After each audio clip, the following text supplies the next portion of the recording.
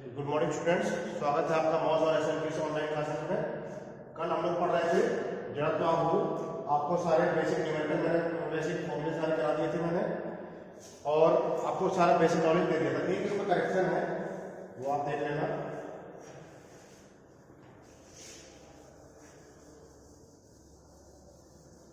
एक करेक्शन है इसमें।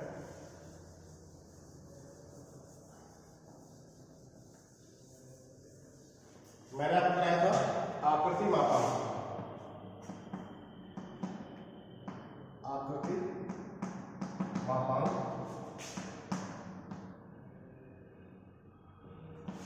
इसको मॉडुलस ऑफ सेक्शन ही कहते हैं।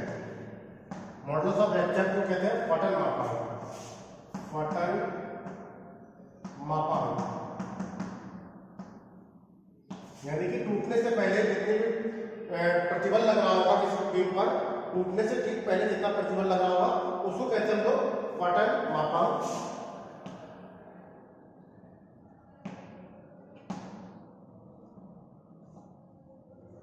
ये आप थोड़ा सा करेक्शन कर लेना। मैंने आपको मॉडुलस ऑफ वेक्टर फटन आकृति मापांक में लिखवा दिया था।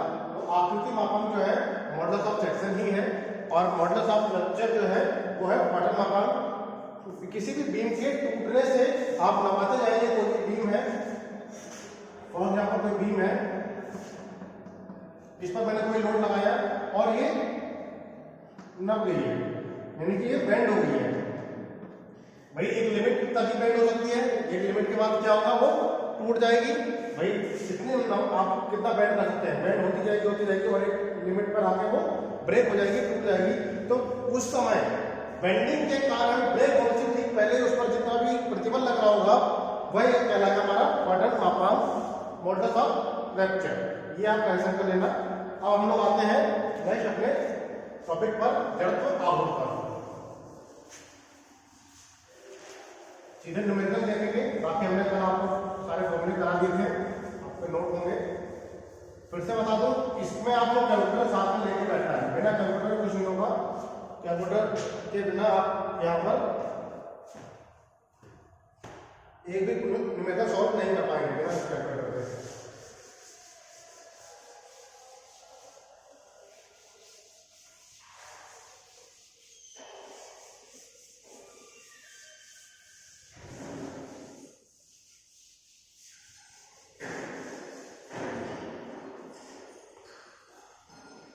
आसान सा एक कोई टॉपिक ले लेते हैं, कोई सवाल लेते हैं आसान सा।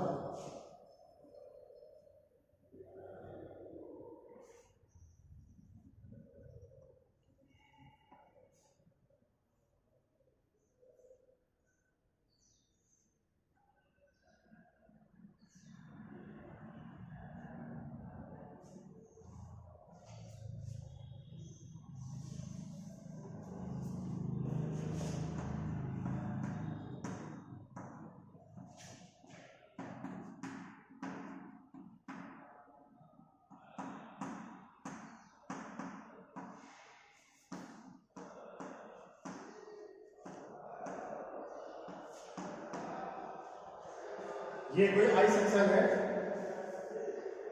लंबाई इसकी 100 mm। इसका मुझे निकालना है I X X capital G and I Y Y capital G, ये दोनों मुझे निकालना है। ठीक है, यही होता है जड़त्व आघूर्ण। एक्स एक्सिस के अबाउट जड़त्व आघूर्ण, ये हो जाएगा वाई एक्सिस के अबाउट जड़त्व आघूर्ण। तो यहां पर देखिए एक आई सेक्शन है, तो सबसे पहला काम स्टेप बाय स्टेप देखेंगे। स्टेप 1 क्या होगा, किसी भी प्रकार की अननोन बॉडी को नोन बॉडी में कन्वर्ट करना है। अज्ञात कोई आकृति है उसको ज्ञात आकृति में चेंज करना है। कैसे चेंज करना है कि मैंने आपको बताया, ये एक आयत अलग हो गया, ये एक आयत अलग हो गया, और ये एक आयत मेरा अलग हो गया। 1 2 3 आयत में मैंने इसको कन्वर्ट कर लिया। ठीक है, इसको 1 2 3 या ऊपर से 1 2 3 कुछ भी हम लोग यहाँ पर मान लेंगे। ठीक है, फॉर एग्जाम्पल ये है 1, ये है 2 और ये है 3। आप इसको भी 1 2 3 ऐसे मान सकते हैं, उसमें कोई फर्क नहीं पड़ेगा। अब सबसे पहले अननोन बॉडी को नोन बॉडी में कन्वर्ट किया। स्टेप 2,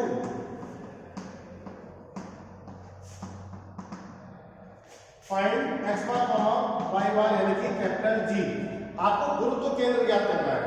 स्टेप सेकंड क्या है, आपको गुरुत्व केंद्र ज्ञात करना है। मैंने आपको पहले बताया था कि यदि आपको जड़ का आघूर्ण बनना है तो आपको गुरुत्व केंद्र निकालना आना चाहिए, इसीलिए मैंने पहले आपको वो वाला टॉपिक कराया, इसीलिए मैंने आपको पहले जड़ तो आघूर्ण का टॉपिक कराया, क्योंकि इसमें जरूरत पड़ेगी इसकी।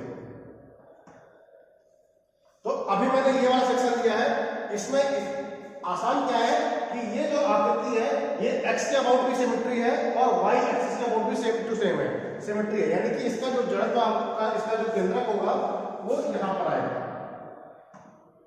बिल्कुल मिड में आएगा। इसमें यहां से भी 40 और यहां से ऊपर से भी बिल्कुल बीच में, यानी कि 50 + 10 60। इसका जो x बार y बार आएगा 40, 60। डायरेक्ट लिख दिया मैंने, एक भी फॉर्मूला नहीं लगाया, क्योंकि ये x एक्सिस और y एक्सिस दोनों के अबाउट सेम टू सेम है, सिमेट्री है। y के देखिए जितना इधर है उतना ही इस तरफ है, तो इसका केंद्र इस लाइन पर आएगा। सेम अगर इसके ऊपर देखो सेम टू सेम, बिल्कुल सेम टू सेम है, तो मिरर इमेज बिल्कुल इस बिंदु पर ही हमारा गुरुत्व केंद्र जो आएगा या केंद्रक जो है वो मेरा इस बिंदु पर ही आएगा। ठीक है, यहाँ पर मुझे फॉर्मूला लगाने की जरूरत नहीं पड़ी, लेकिन जरूरी नहीं है कि आप फॉर्मूला ऐसा करो। आपको एल सेक्शन आएगा और भी कोई दूसरा भी मैं लूंगा सवाल, उसमें आपको ये अच्छा खासा टॉपिक होता है, आपको निकालना पड़ेगा, या डायरेक्ट नहीं कर सकते। इसमें मैंने आपको डायरेक्ट किया है क्योंकि अभी मेरा जो फोकस है वो गुरुत्व केंद्र निकालने पर नहीं है, अब मेरा जो फोकस है वो जड़ तो आघूर्ण निकालने पर है। तो गुरुत्व केंद्र के लिए आपको और मैं दे दूंगा सवाल, आप वहां से कर लेना। ये देखिए मेरा आ गया 40,60, ये है मेरा G 40,60 x बार y बार। ये कहां से 40,60 है, यहां से कोऑर्डिनेट पॉइंट 0,0 से। इसके बाद हम लोग लगाते हैं इसका जड़त्व आघूर्ण का फॉर्मूला, इसके बाद हम लोग लगाएंगे जड़त्व आघूर्ण का फॉर्मूला।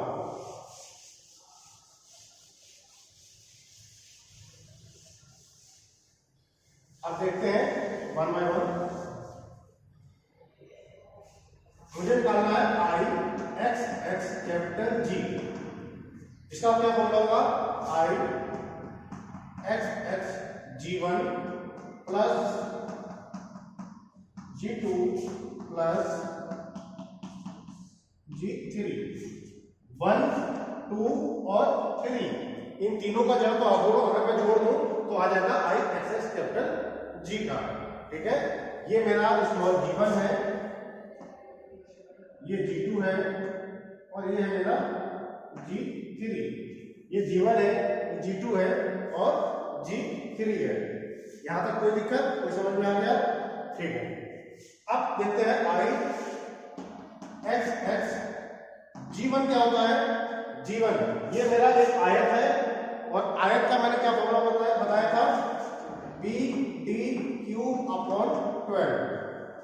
BD³/12 ये था आयत का फॉर्मूला, लेकिन ये जो जड़त्व आघूर्ण है वो G1 के सापेक्ष है।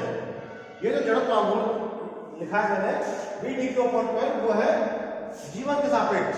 मुझे चाहिए किसके सापेक्ष है, कैपिटल G के सापेक्ष चाहिए, तो यहाँ पर यानी कि इस एक्सिस के सापेक्ष चाहिए। ये जो एक्सिस है यहाँ पर थोड़ा सा लिख दे रहा हूं इसको,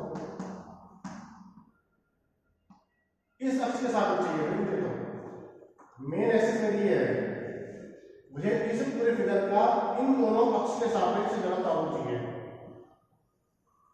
तो तीनों का अलग अलग निकालूंगा और फिर इसको मैं जोड़ दूंगा।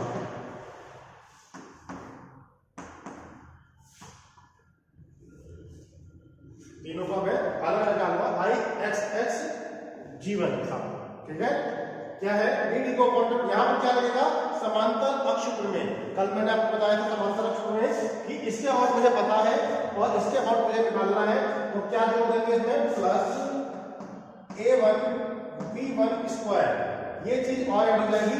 B1 क्या है, G1 और कैपिटल G के बीच की vertical distance, V for vertical, V for vertical. क्या है, कैपिटल जी और जीवन के बीच की दूरी, लंबवत दूरी या क्या है ऊर्ध्वाधर दूरी, ऊर्ध्वाधर दूरी V फॉर वर्टिकल से बात कर रहा हूं मैं। देखिए ये हो गया मेरा I x x जीवन मान रखते हैं B का मान कितना है 80,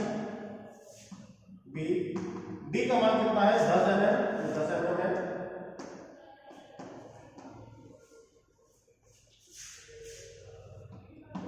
Q अपॉन 12 प्लस A1 क्या हो जाएगा 80 प्लस 10 यानी कि 800। B1 अब यहां पे देखिए B1 कितना आएगा, यानी कि इन दोनों के बीच की दूरी यहां से लेकर यहां तक मुझे पता है कितना है 50 और 10 60 mm। यहां से लेकर यहां तक 60 mm है, 60 में से अगर मैं 5 माइनस कर दूं, देखो यहां से यहां तक कितना है 60 है, 50 ये और 10 ये, 60 में से अगर मैं 5 माइनस कर दूं तो आ जाएगी B1, यानी कि क्या लिखूंगा 55 का स्क्वायर, B1 का स्क्वायर हो जाएगा 55 का स्क्वायर। ठीक है, तो ये हो जाएगा मेरा I x x G1, दोनों का मान निकालेंगे। अब आगे का काम जो है वो कैलकुलेटर का है, कैलकुलेटर से आप बड़े आराम से इसका भी मान निकलेगा, इसका भी मान निकलेगा।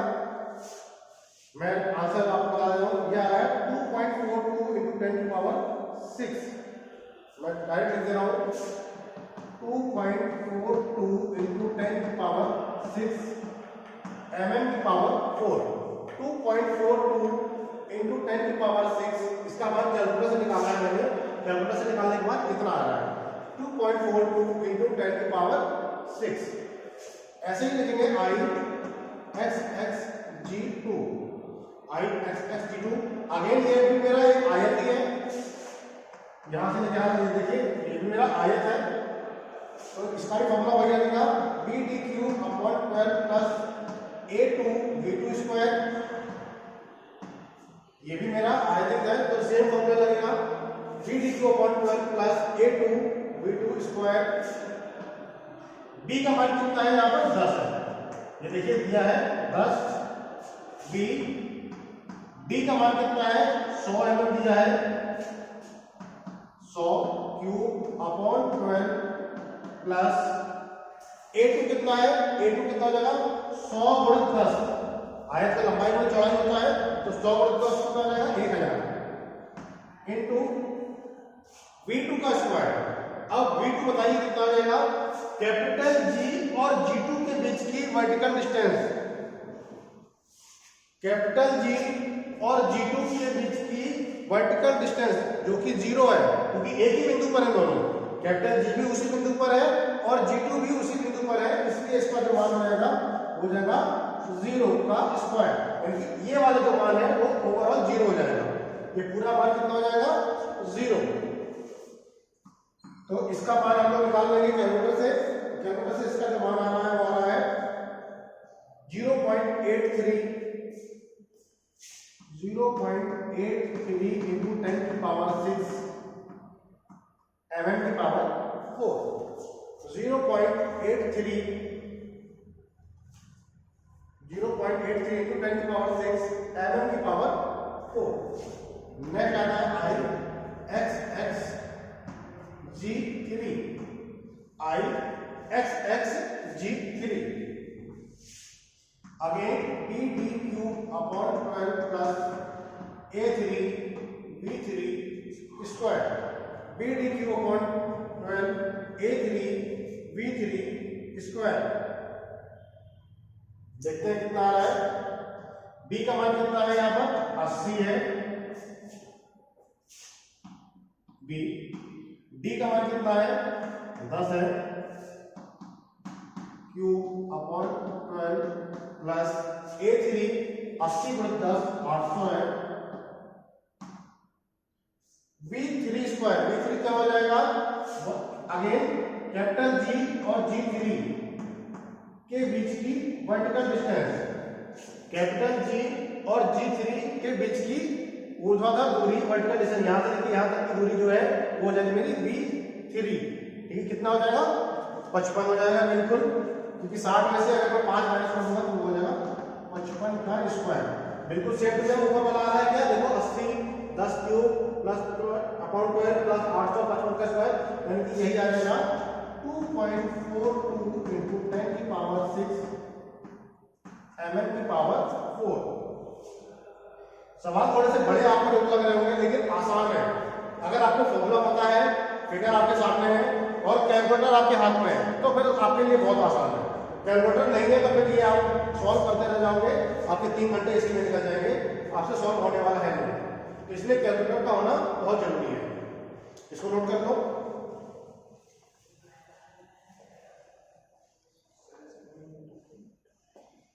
अब क्या करना है, ये देखिए मेन फॉर्मूला मेरा ये वाला था, मेन तो मेरा फॉर्मूला ये था। क्या करना है, तीनों को जोड़ देना है, I X X G one plus G two और प्लस जी3। इन तीनों को अगर हम जोड़ देंगे तो मेरा निकल आएगा आई एक्स एक्स कैपिटल जी, यानी कि इस आकृति का एक्स एक्सिस के सापेक्ष जड़त्व आघूर्ण निकलकर आ जाएगा मेरा इन तीनों को जोड़ने पर।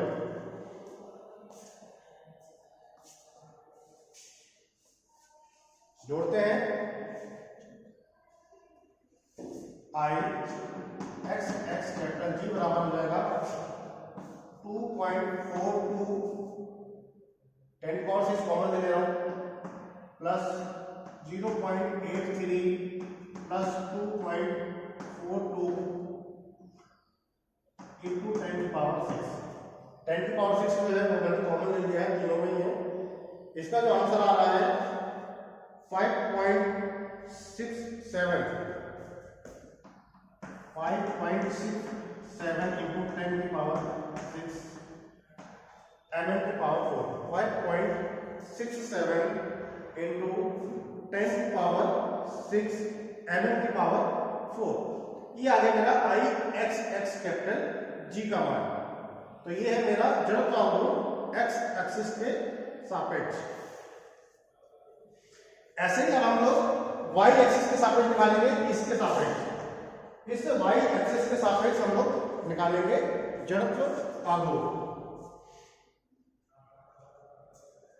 इस वाई एक्सिस के सापेक्ष निकालेंगे जड़त्व आघूर्ण।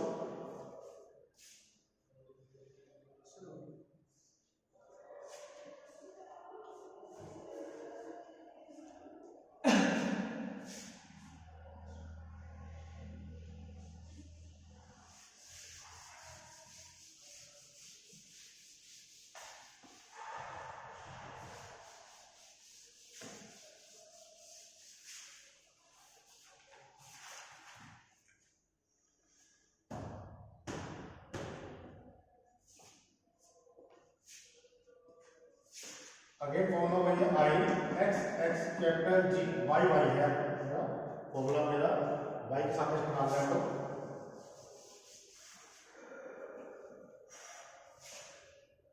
आई वाई वाई कैपिटल जी बराबर है आई Y Y G1 plus G2 plus जी3, G1 plus G2 plus जी3। जैसे x के साथ में निकाला वैसे मैंने y के साथ में निकाला।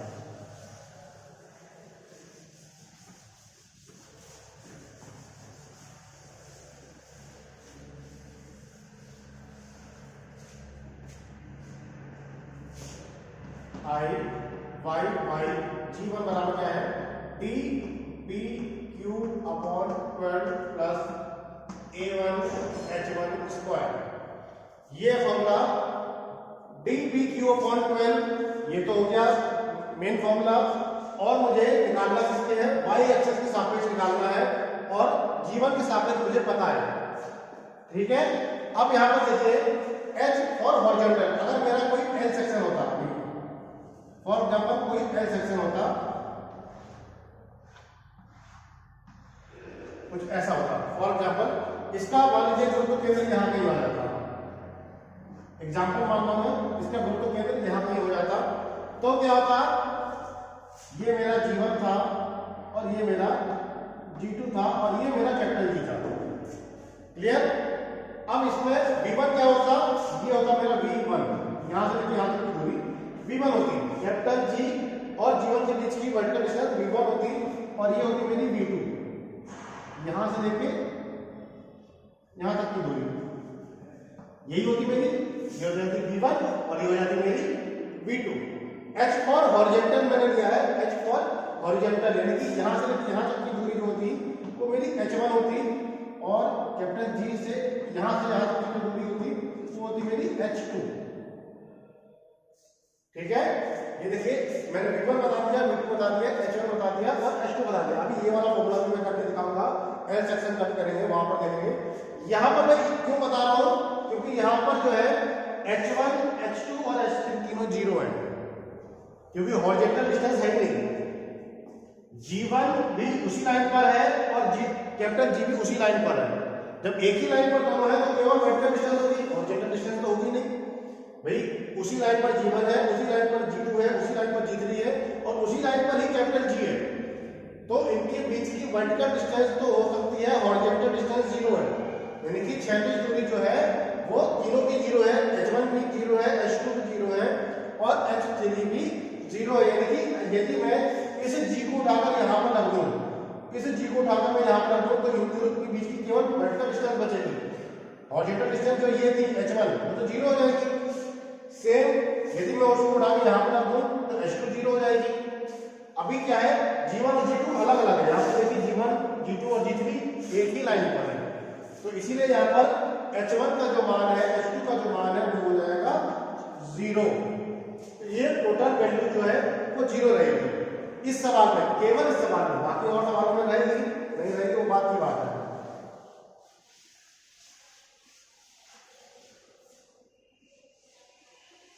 तो इसको मैं हटा दे रहा हूं, H1 का मान, H2 का मान, H3 का मान जीरो है तो इसको मैं हटा दे रहा हूं। नहीं तो बात होगा कि ये क्यों नहीं लिखा है, इक्वल टू D कितना है यहाँ पर 10 है, D B cube upon 12, 10 80 cube upon 12 क्या रहा है 4.26 इंटू 10 की पावर 5 mm की पावर 4। इसका मान आप चाहे तो कैलकुलेटर से चेक कर सकते हैं। ठीक है, कैलकुलेटर चेक कर लेना, अगर कुछ भी प्लस माइनस हो तो आप ठीक कर लेना और मुझे ही बता देना। Again D B Q upon 12, H2 का मान भी जीरो है तो यहाँ पर वो भी नहीं लिखा मैंने।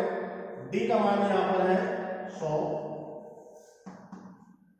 B का मान है 10 cube upon 12, D B cube upon 12, इसका जो मान आ रहा है 0.083 into 10 की पावर 5 mm की पावर 4, 0.083 into 10 की पावर 5 mm की पावर 4।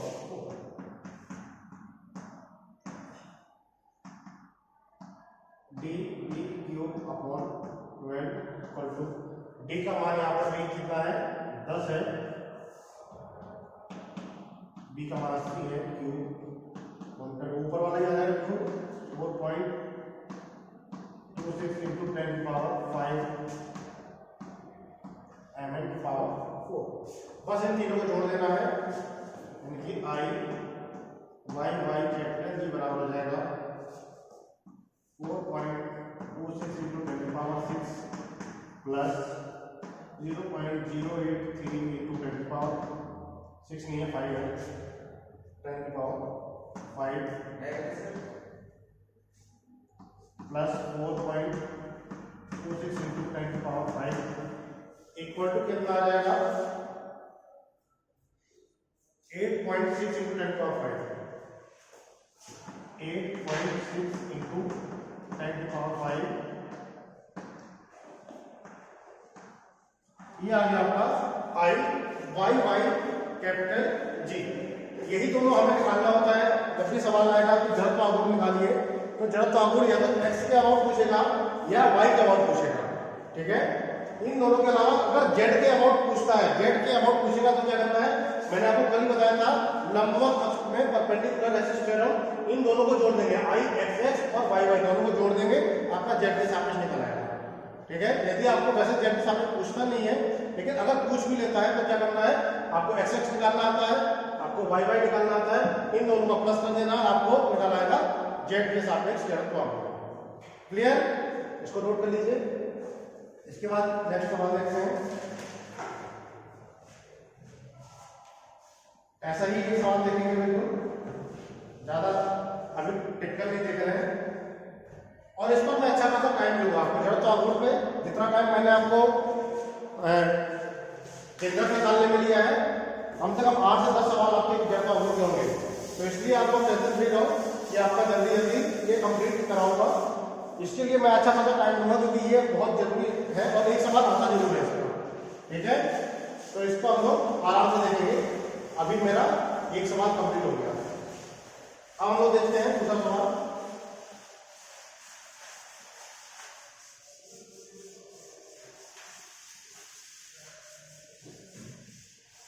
तो आप इसको मैं फिगर ड्रॉ कर लेता हूँ।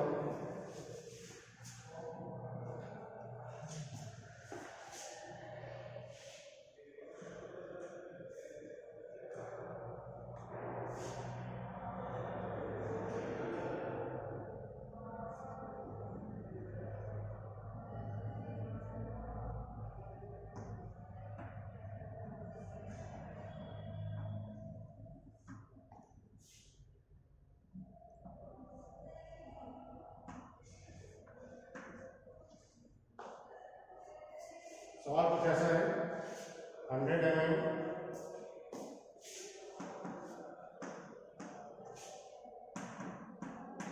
160 mm, 40 mm है,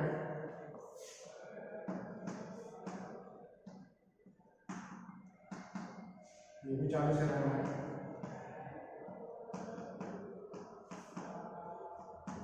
ये 120 mm है,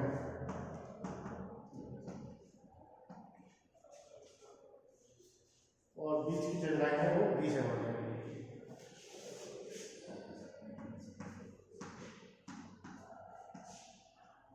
बिल्कुल सेम है, बस इसमें मैंने थोड़ा सा चेंज किया है। ऊपर का जो बार है वो मैंने छोटा कर दिया है, नीचे का बार जो है वो मैंने बड़ा कर दिया है। अब यहाँ पर आपको केंद्रक निकालने की जरूरत पड़ेगी। अभी उस वाले सवाल में आपको डायरेक्ट लिख दिया जाता है केंद्रक, इस वाले सवाल में आप डायरेक्ट नहीं लिख सकते, केवल एक स्टेप मैंने बढ़ाया है।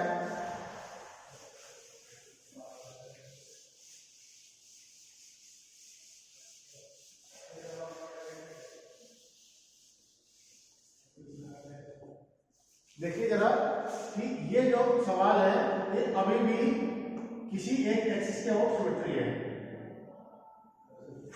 वाई एक्सिस के अबाउट अभी भी सिमेट्री है। जितना एक्स वाई के इस तरफ है उतना ही वाई के उस तरफ है, यानी कि आपको एक्स बार निकालने की जरूरत नहीं है। एक्स बार आपका यही हो जाएगा, 60 का आधा कितना हो जाता है 80 mm। डायरेक्ट आपका आ गया एक्स बार बराबर 80 mm 160/2।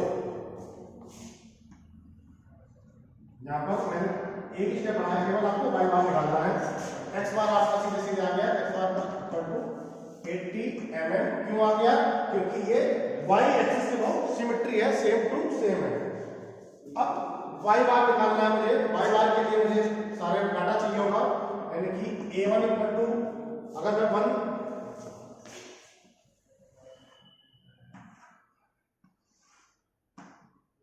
1 इसको मान लो g1, ये g2 और g3, किसी को मान सकते हैं, मैंने कैलकुलेट अभी बताया था आपको, ऐसी कोई दिक्कत नहीं है।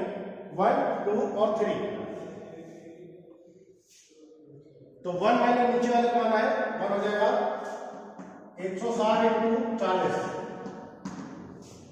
6400 mm²। a1 हो गया, यहीं पर मैं y1 निकाल लेता हूं। y1 क्या हो जाएगा मेरा, यहां से लेके यहां तक की दूरी 0,0 मेरा ये होता है कॉर्नरेस्ट पॉइंट। सबसे कोने का पॉइंट, सबसे लास्ट का पॉइंट ये होता है मेरा 0,0। तो y1 मेरा हो जाएगा ये वाला, यहां से लेके यहां तक, यानी कि 40 का आधा कितना होता है 20 mm। ये हो जाएगा मेरा y1।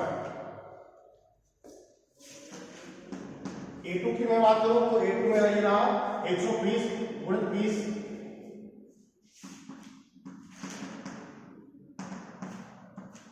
2400 mm²।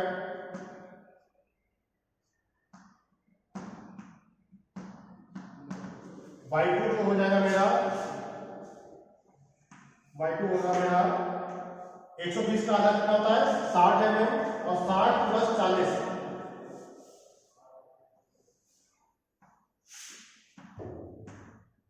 60 प्लस 40 कितना हो जाएगा 100। 120 का आधा कितना होता है 60, 60 पूरा और ये 40, यानी कि हो जाएगा, मैं लिख सकता हूँ 40 प्लस 120 बटे 2। समझ में ज्यादा आता है, 40 पूरा लेंगे और 120 का आधा कर देंगे, ये हो जाएगा 60 प्लस 40 100 mm। नेक्स्ट है A3 हो जाएगा 100 प्लस 40 यानी कि 4000 mm², और y3 कितना हो जाएगा 40 पूरा 120 पूरा और 40 बटे 2। देखिए 40 पूरा लेंगे 120 पूरा लेंगे और इसका आधा 40 बटे 2, यानी कि 120 और 40 कितना हो जाएगा 160, 160 और 20 180 mm। ये देखिए y बार मुझे निकालना है, फॉर्मूला है a1y1 plus a2y2 plus a3y3 divide by a1 plus a2 plus a3। ये फॉर्मूला है a1y1 plus a2y2 plus a3y3 divide by a1 plus a2 plus a3। सारे मान मुझे पता है ऊपर से नीचे तक। देखिए कितना आ रहा है, a1 का मान है 6400, y1 का मान है 20, a2 का मान है 2400, y2 का मान है 100, a3 का मान है 4000, इसका मान है 180 डिवाइड में आ रहा है 6400 प्लस 2400 प्लस 4000।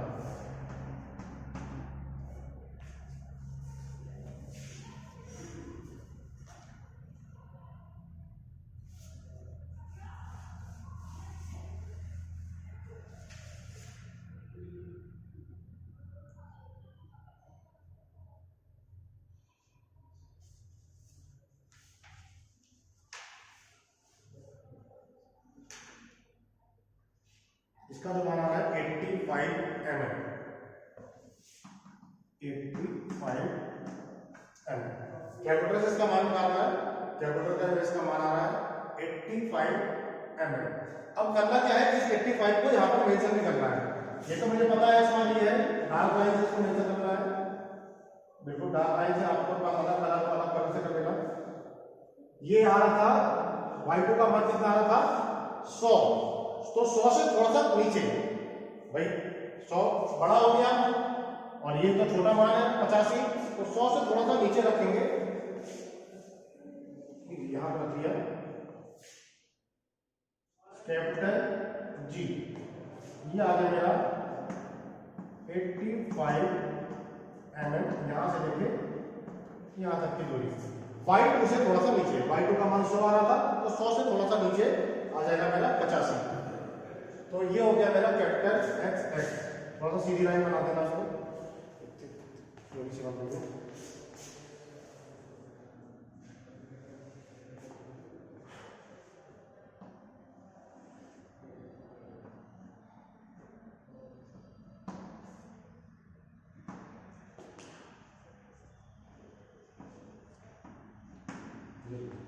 ये आपकी X ये हो गया मेरा Y।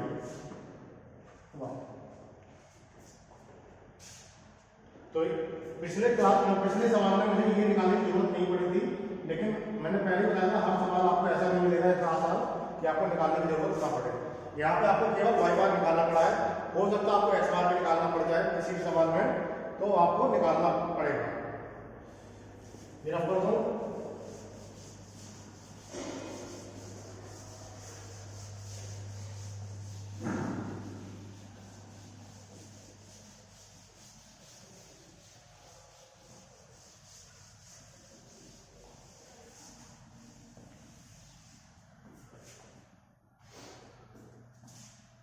I x x capital G बराबर, फिर से बताता हूँ I x x G H2 plus G3। अगर 2 बार है तो 2 तक ही रहेगा, 4 है तो चौथा भी ऐड हो जाएगा इसमें।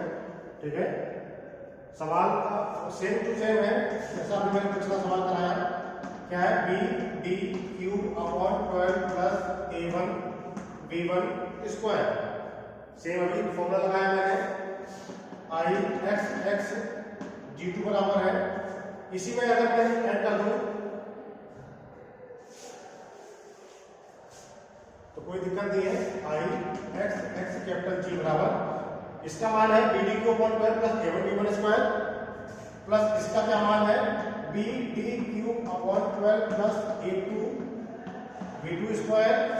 इसका हो गया, ये अलग अलग मेंशन कर दे रहा हूं आपको, लिख लीजिए,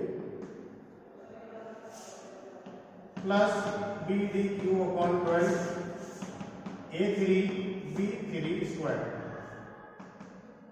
तीनों का ही फॉर्मूला मैंने अलग अलग नोट कर दिया। बस मान रखना है कैलकुलेटर में और एंटर का बटन दबाना है, आपका सीधे सीधे आंसर निकलकर आ जाएगा। बस ये ध्यान रखना है कि ये बी और ये बी तीनों अलग अलग है, एक भी नहीं है। ये बी है इसका, दूसरा बी है इसका, तीसरा बी है इसका। पहले का बी कितना है 160, चौड़ाई कितनी है 160, बी डी कितना है 40 क्यू अपॉन 12 प्लस A1 का मान कितना आया था 6400। B1 क्या है, कैपिटल G, ये रहा मेरा कैपिटल G और G1 के बीच की वर्टिकल डिस्टेंस B1 है। अभी बताया था मैंने, कैपिटल G और G1 के बीच की वर्टिकल डिस्टेंस कितना आएगा आप देखते हैं। टोटल है 85 में से अगर मैं 20 माइनस कर दूं आ जाएगा।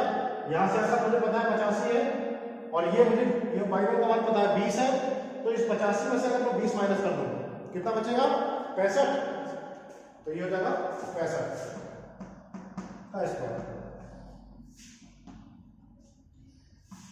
सेकेंड वाले में आते हैं, इस वाले में आते हैं। बी कितना है इसका 20, डी कितना है 120, D Q upon 12 plus A2 कितना आया था 2400 इंटू B2। अब ये देखिए B2 क्या है, ये वाला ये है मेरा B2। कैपिटल G और G2 के बीच की वर्टिकल डिस्टेंस है मेरा B2। तो यहां से आता कितना आया था 100 में से अगर 85 माइनस कर दूं तो कितना बचेगा 15।